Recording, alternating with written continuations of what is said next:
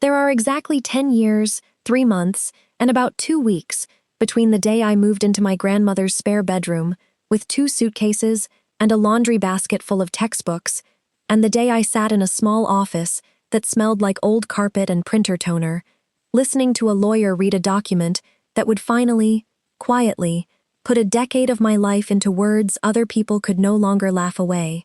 I know the exact span because I counted it, more than once, usually late at night, usually after a phone call with one of my cousins that left me replaying every dismissive comment they'd ever made about the way I chose to live. I was 22 when I moved in with my grandmother. I'd just finished a degree I wasn't using, working part-time at a pharmacy, renting a cramped apartment with 2 roommates who left dishes in the sink for weeks at a time, when my mother called me one evening and said, in the careful, worried tone she used whenever she was about to ask for something big, "Your grandmother's not doing well on her own anymore. Someone needs to be there." My mother couldn't do it herself. She lived 4 hours away with my father, who had health problems of his own that kept them tethered close to their own doctors and their own home. My Aunt Carol, my grandmother's other daughter, lived 20 minutes from Grandma's house, but had, in her own words, a full plate already, with her 2 teenage sons, and a demanding job in property management. And my cousins, Carol's boys, were both in their 20s by then, both perfectly capable, both somehow never once considered for the role that eventually fell, without much ceremony, onto me. I said yes almost immediately, and I want to be honest that it wasn't purely selfless. I was tired of my apartment, tired of my roommates, tired of a life that felt like it was drifting rather than building toward anything. Moving in with my grandmother felt, at the time, like a practical solution to several problems at once. I had no idea, not really, what those 10 years would actually ask of me, or what they would eventually give back. My grandmother, Eleanor, was 74 when I moved in, still sharp, still fiercely independent in the way that made accepting help from anyone feel, to her, like a small defeat. She'd been a school teacher for 31 years, a widow for 12 of them, and she ran her household the way she'd once run a classroom, with clear expectations, gentle humor, and an unwavering sense of what was right and what wasn't. The first year, honestly, wasn't demanding in any dramatic sense. I helped with groceries, drove her to appointments when her hip acted up, kept her company in the evenings when the house otherwise would have been silent. It felt less like caregiving and more like companionship, 2 people sharing a home and, gradually, a genuine friendship neither of us had expected. The shift happened slowly, the way these things usually do, not with some single dramatic health crisis, but with 100 small changes accumulating year after year. By the 3rd year, her hip had gotten bad enough that stairs became a real hazard, so I moved her bedroom to the ground floor and gave up what had briefly been my private space upstairs. By the 5th year, her memory had started slipping in small, disorienting ways, forgetting whether she'd taken her morning medication, repeating stories within the same conversation, occasionally calling me by my mother's name before catching herself with a small, embarrassed laugh. By the 7th year, I was managing a full medication schedule, coordinating with 3 different specialists, learning to recognize the particular quality of confusion that meant a UTI was brewing versus the confusion that was simply part of her baseline decline. By the 9th year, I was helping her bathe, helping her dress, sitting with her through nights when she woke up frightened and unsure of where she was, gently walking her back to an understanding of her own home, her own life, her own history. 10 years is a long time to put a life on hold for someone else's, and I want to be clear that I never fully thought of it that way, not while I was living it. Caring for my grandmother became, gradually and almost without my noticing, simply who I was. I gave up on dating seriously somewhere around year 4, not out of some noble sacrifice, but because it became genuinely impossible to explain to anyone new why I couldn't just leave for a weekend, why every plan had to be built around medication schedules and appointment times, and the ever-present possibility that something might go wrong while I was gone. My friendships thinned out over the years too, not dramatically, just the slow erosion that happens when you're always the one who has to cancel, always the one who can't quite commit to plans made more than a day in advance. Meanwhile, my cousins lived what looked, from where I stood, like remarkably unencumbered lives. Tyler, the older one, worked in sales and traveled frequently, showing up to family gatherings maybe twice a year, with expensive gifts and stories about wherever he'd most recently been. Brett, the younger one, drifted between jobs and relationships, with the particular restlessness of someone who'd never really had to be responsible for anyone but himself. Neither of them called Grandma more than a handful of times a year. Neither of them visited more than once or twice annually, usually around holidays, usually for a few hours at most, usually leaving well before any of the actual work of the day, the cooking, the cleanup, the careful management of Grandma's medication schedule around the excitement of a full house, actually needed doing. And yet, somehow, at every family gathering, it was Tyler and Brett who got the warm reception, the easy laughter, the enthusiastic hugs from relatives who saw them so rarely that their scarcity had somehow been reframed as charm. I, on the other hand, the one who was there every single day, became something closer to furniture. Reliable, expected, unremarkable. Nobody thanked me for cooking the holiday meals because it was simply assumed I would. Nobody asked how I was holding up because, I think, it genuinely didn't occur to them that there was anything to hold up against. I had become so consistently present that my presence had stopped registering as a choice at all. The comments started small and grew sharper over the years, delivered with the particular carelessness of people who don't realize, or don't care, how much weight their words actually carry. At one Christmas gathering, maybe year 6 or 7, Tyler made some offhand joke about how I'd really settled into the live-in nurse life, laughing as he said it, clearly expecting me to laugh along. I remember forcing a smile. The way you do. The way I'd learned to do so many times by then. Brett, a year or two later, asked me at a family barbecue, with what I think he genuinely believed was friendly curiosity, whether I ever worried about wasting my 20s on this, gesturing vaguely toward the house, toward Grandma dozing in her lawn chair a few feet away, as though her entire existence, and my care for her, amounted to some kind of unfortunate detour from a life I should have been living instead. My Aunt Carol was, in some ways, worse than either of her sons, because she at least should have known better. She'd occasionally call to check in, which usually meant asking whether Grandma needed anything, receiving my answer, and then somehow turning the conversation toward her own busy schedule, her own stress, as though the fact that she wasn't the one managing her mother's daily care was itself a burden she deserved sympathy for. Once, during a particularly difficult stretch when Grandma had been hospitalized briefly for a fall, Carol visited for exactly one afternoon, stayed 40 minutes at the hospital, and then spent the car ride home, which I drove her to her car for, explaining to me how exhausting it all was for her, how she didn't know how she'd get through it, while I sat there, having not slept properly in 3 days, saying nothing, because saying something felt, by that point, entirely pointless. I want to pause here and say clearly that my grandmother, through all of this, was never unaware of what was happening around her, at least not until her final couple of years, when her memory had declined significantly enough that she genuinely couldn't track the details anymore. For most of that decade, she watched, quietly, the same way she'd once watched her classroom, missing very little even when she said very little about it. She never openly criticized her daughter or her grandsons in front of me, not directly, not in ways that would have created family conflict she clearly wanted to avoid. But she noticed.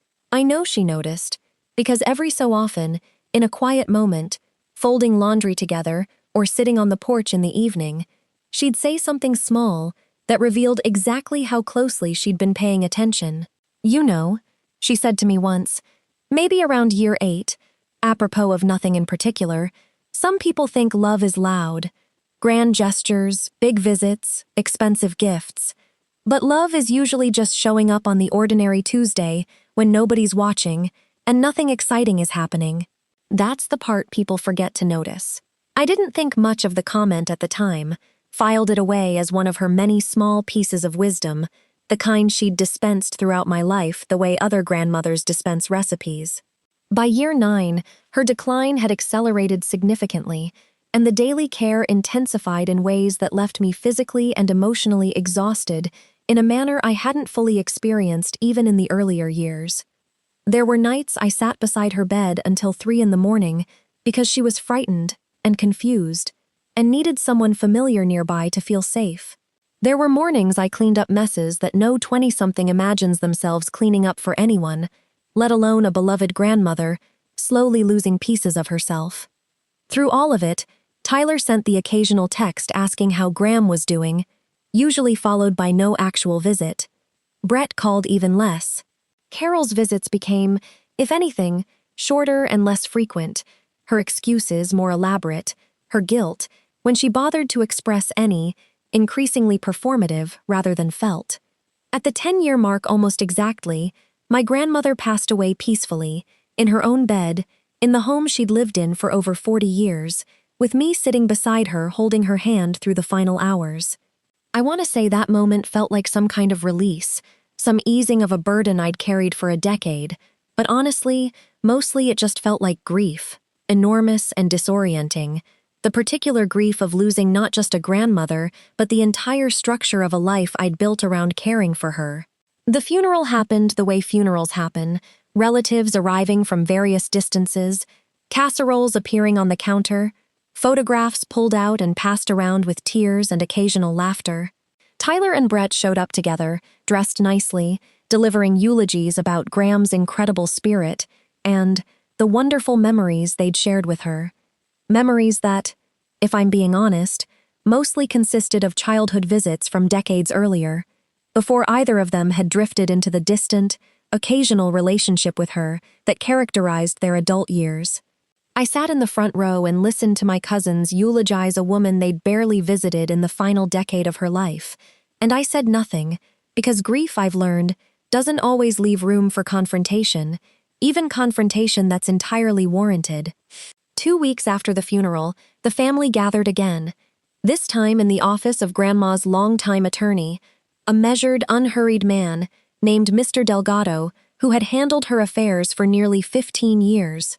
Carol arrived first, already talking about next steps, already assuming, out loud, that the modest estate, the house, some savings, a small life insurance policy, would be divided according to some straightforward formula she seemed to have already worked out in her head. Tyler and Brett arrived together, both checking their phones periodically throughout the wait, both seeming, if anything, mildly inconvenienced by the whole formal process of it. I sat quietly in the corner, the way I always did at these gatherings, expecting, honestly, very little for myself. I'd made a kind of internal peace over the preceding weeks, with the likely outcome an equal split among the 3 branches of the family, my mother's share, Carol's share, and whatever token gesture might come my way in recognition of the caregiving, if any recognition came at all. I wasn't there hoping for money. I was there because someone needed to understand the practical details of closing out Grandma's affairs, and once again, without anyone officially assigning the task, that someone had become me. Mr. Delgado opened the will and began reading through the initial sections, small, specific bequests that matched roughly what everyone expected. Modest cash amounts designated for Carol, for my mother, a set of pocket watches that had belonged to my late grandfather, left to Tyler and Brett jointly, sentimental items distributed with the kind of careful thoughtfulness Grandma had always brought to everything she did. Then Mr. Delgado paused, adjusted his glasses, and said, "The remainder of the estate, including the residence and the associated financial accounts, is addressed in the following section, along with the appointment of executor." I remember Carol leaning forward slightly, clearly expecting to hear her own name, or perhaps my mother's, given the traditional structure of how these things usually go, the estate passing to the surviving children before any further division downward. Instead, Mr. Delgado read my name, sole executor, primary beneficiary of the residence and remaining accounts, with specific, modest bequests to my mother and Carol clearly delineated separately. The room went quiet in that particular, charged way rooms go quiet right before someone decides whether to accept an uncomfortable truth or fight it. Carol was the first to break the silence, her voice rising with an indignation that felt, to me, both familiar and exhausting. "That can't be right," she said. "I'm her daughter. This should come to me and my sister first, and then get divided among the grandchildren evenly, if at all." Tyler, beside her, added, with the kind of casual entitlement that had characterized so much of his behavior over the years, "Yeah, this seems like a mistake. Maybe Graham wasn't thinking clearly when she updated this." That comment, more than any other in the room, was the one that finally cracked something loose in me, the suggestion that my grandmother, sharp and deliberate even in decline, hadn't been thinking clearly when she made a decision that simply didn't favor him. I opened my mouth to respond, but Mr. Delgado, sensing exactly where the conversation was heading, spoke first. "I anticipated this reaction might arise," he said calmly, "which is why your grandmother asked me to include a written statement, to be read only if her decisions here were challenged or questioned." He opened a separate, sealed envelope and began reading, and I recognized her voice immediately in the careful, precise cadence of the words, even filtered through Mr. Delgado's measured reading. She wrote about watching, over the final decade of her life, exactly who showed up and exactly who didn't. She named specifics that made the room go silent in a different way this time, uncomfortable rather than indignant. She wrote about the year I gave up my own bedroom so she could avoid the stairs. She wrote about the nights, which she remembered with more clarity than any of us had realized, when I sat beside her bed through her confusion and fear. She wrote, with a precision that felt almost surgical, about the difference between a phone call made twice a year and a life rearranged, day after day, around someone else's needs. And she wrote, near the end of the letter, something I have thought about nearly every day since. "I have watched my grandsons visit twice a year and call it love, and I have watched my granddaughter live an entire decade of her life quietly, without complaint, and call it nothing at all, because she never once framed it as a sacrifice worth mentioning. I am framing it now, so that no one in this room can pretend it wasn't seen." Nobody spoke for a long moment after Mr. Delgado finished reading. Carol's face had gone through several stages: indignation, then something more uncertain, something that looked almost like the beginning of genuine reflection. Tyler stared at the floor. Brett, to his credit, was the first to actually say something honest, muttering, mostly to himself, but audibly enough for the room to hear, "I didn't realize it was that much. I really didn't think about it that way." I didn't gloat, in that room or in the weeks that followed, though I understand the temptation to imagine some triumphant moment where I finally got to say everything I'd swallowed over 10 years. That isn't quite how it felt from the inside. Mostly, in that moment, I just felt tired and sad and a little bit stunned, the way you feel when a truth you've quietly carried alone for a very long time is suddenly spoken aloud by someone else, confirming that you weren't imagining the weight of it after all. The months that followed were not simple. Carol didn't speak to me for almost 3 months, processing, I think, not just the practical disappointment of an estate distributed differently than she'd assumed, but the deeper discomfort of confronting how little she'd actually shown up during her own mother's final years.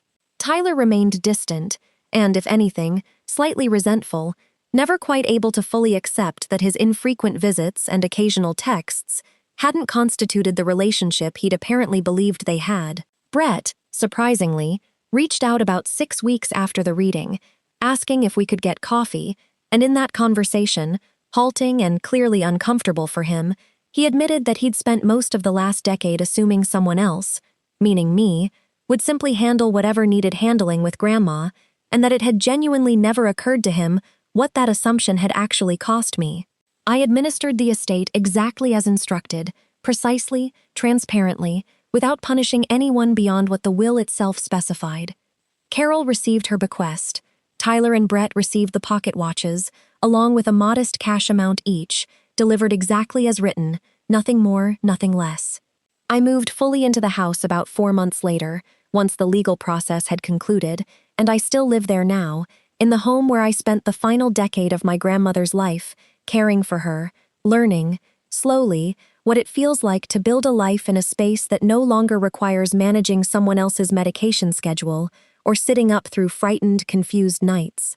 I still see my cousins occasionally, at holidays mostly, and something has shifted, subtly but genuinely, in how they treat me. Brett calls more often now, not out of guilt exactly, but out of what feels like a real, if belated, recognition that relationships require more than convenience.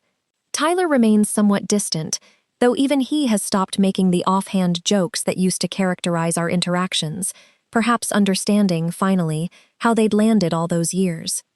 Carol and I have found a slower, more careful kind of closeness, built less on the family shorthand we used to rely on, and more on actual honest conversation, the kind we never really had while Grandma was alive. I don't think of any of this as revenge, and I want to say that clearly, because I think it's easy, hearing a story like this, to imagine some satisfying campaign of comeuppance I engineered. I engineered nothing. I simply lived a decade of my life exactly the way I chose to live it, caring for someone I loved, without complaint, without strategy, without any expectation of a particular outcome. What actually happened afterward was smaller and, I think, more meaningful than revenge. A woman who spent her final years quietly watching, more attentively than any of us realized, decided that the ledger of who actually shows up deserved, at the very end, to be read out loud, clearly, undeniably, in a room full of people who had spent a decade assuming that quiet, consistent love was simply background noise rather than an active daily choice. I think about my grandmother constantly in that house now, in the kitchen where we cooked together for a decade, on the porch where she once told me that love is usually just showing up on the ordinary Tuesday when nobody's watching. She was right. In the end, the way she so often quietly was throughout my life.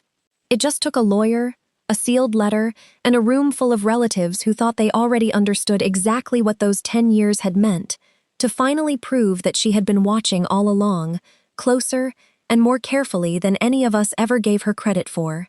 This story is a work of fiction, inspired by the countless quiet caregiving stories so many families carry. If any part of it felt familiar to you, tell me in the comments which moment landed hardest. And stay close for the next story in this series, because in families like these, someone is almost always watching more carefully than we think, waiting for the truth to finally be read aloud.